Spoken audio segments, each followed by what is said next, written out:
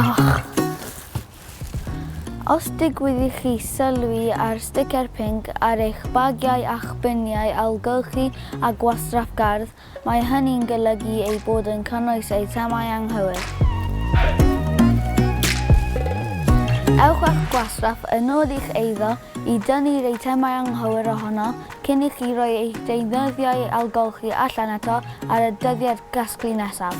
Y tri pheth sy'n cael ei rhoi mewn bagiau gwyrdd yn anghywir bynychaf yw bwyd, tecstiliau a cyflwyno'ch. Dylid rhoi bwyd yn eich cadi bwyd iddo gael ei gasglu ar wahân bob wythnos. Dylech chi roi golchiad i botiau a chynnyswyddion cyn ei roi yn ei bagiau a golchi gwyrdd.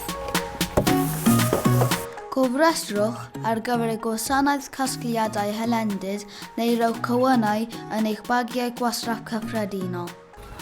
Rowch ddillad a thecstilau, nad oes ei hangen ond sy'n ddigon dda i wisgo i siopau lysen leol.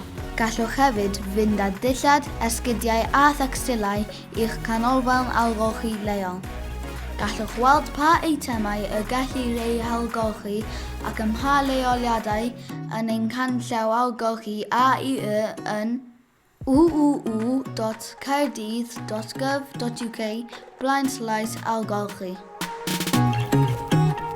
Os na fyddwch yn cyflwyno'ch gwastraff a'ch deunyddiau ailgylchu yn gywir, gallech gael Hysbysiad Cosb Benodedig o hyd at 100 pint.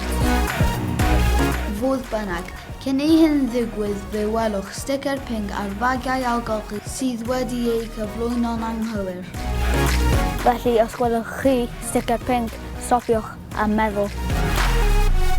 Gallwch gael rhagor o wybodaeth yn www.caerdydd.gov.uk/sticer pinc.